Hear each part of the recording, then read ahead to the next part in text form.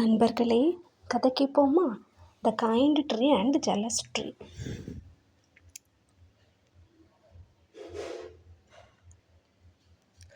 ஒரு காட்டில் 2 மரம் இருந்துச்சு, சரியா?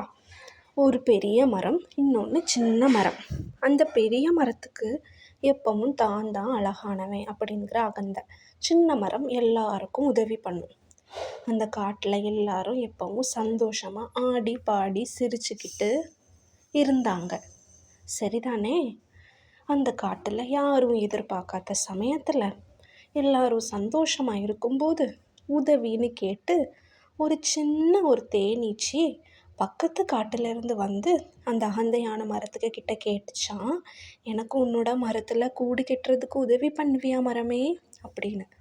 அந்த பெரிய மரம் சொல்லிச்சான், உனக்கு நான் கூடு கட்ட நான் தந்தேன்னா நான் அசிங்கமாயிருவேன், ஒன்றை மாதிரி உள்ளவனுக்கு நான் தரமாட்டேன் அப்படின்னு சொல்லிருச்சான். பாவம் அந்த தேனீச்சி ரொம்ப கவலையோட, ஐயோ நமக்கு யார் உதவி பண்ணுவா அப்படின்னு நினச்சிக்கிட்டு ரொம்ப கவலையோட பக்கத்தில் இருந்த சின்ன மரத்துக்கு கிட்ட போய் கேட்டுச்சான், உன் மரத்தில் நான் கூடு கட்டலாமா அப்படின்னு. அந்த சின்ன மரம், நண்பனே உனக்கு நான் கண்டிப்பாக உதவி பண்ணுறேன் அப்படின்னு சொல்லி கூடு கட்டுறதுக்கு அனுமதி கொடுத்துச்சான். அந்த தேனீச்சி ரொம்ப சந்தோஷப்பட்டுச்சான். எல்லாரும் சந்தோஷமாக எப்பவும் போல் இருந்தாங்க. பறவைகள் அங்கும் இங்கும் பறந்துச்சு, மீன்கள் துள்ளிச்சு ஆட்டம் போட்டுச்சு.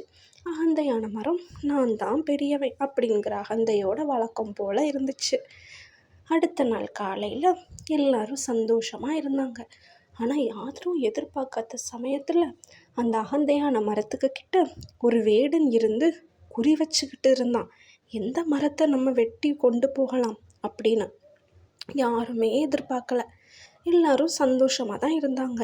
அந்த வேடன் மறைஞ்சிருந்துக்கிட்டு பார்த்துட்டு இருந்தான். திடீர்னு யாரும் எதிர்பார்க்காத சமயத்தில் வேடன் வந்து முதல்ல அந்த சின்ன மரத்துக்கு கிட்ட போயிட்டு சொன்னானா, இந்த சின்ன மரத்துக்கு கிட்ட நம்ம கெட்ட முடியாது. ஏன்னா இந்த சின்ன மரத்தில் சின்ன சின்ன தேனீக்கள் எல்லாம் இருக்குது. நம்ம இந்த மரத்தை வெட்டுனா தேனி நம்ம கொட்டிடும். அதனால நம்ம இந்த பெரிய மரத்தை குறி பார்ப்போன்னு சொல்லி குறி பார்த்தானோ. பெரிய அகந்தையான மரம் முதல்ல அழுதுச்சான். என்ன பண்ணுறதுன்னு தெரியலை, அழுதுகிட்டே இருந்துச்சான். அதுக்கு ரொம்ப கஷ்டமாக போச்சு. நம்ம எல்லாருக்கும் இப்படி அகந்தையாக பண்ணதுனால தான் நம்மளுக்கு இப்போ யாரும் உதவி பண்ணலை, கடவுள் நமக்கு நல்ல தண்டனை தந்துட்டாரு அப்படின்னு மனசில் யோசிச்சுக்கிட்டே ரொம்ப அழுதுகிட்டே இருந்துச்சான். அதை மீன்கள் பக்கத்தில் இருந்து வேடிக்கை பார்த்துட்டு இருந்துச்சு. எல்லாரும் அதை பார்த்துட்டு இருக்காங்க. பாவம் இல்லையா அந்த அகந்தையான மரம். என்னதான் அது அகந்தையான மரமாக இருந்தாலும் அதுக்கும் மனசுன்னு இருக்கும்ல. வேடனும் குறிப்பாக்க ஆரம்பிச்சிட்டான். எப்படியாவது இதை சுற்றலாம் அப்படின்னு நினச்சான். பக்கத்தில் இருந்த சின்ன மரம் தேனீக்கள் கிட்ட சொல்லிச்சான், என்னதான் அந்த வேடன் இப்படி இருந்தாலும், அந்த அகந்தையான மரம் இப்படி இருந்தாலும் நம்ம அந்த உதவி பண்ணணும் அப்படின்னு சொல்லிச்சான்.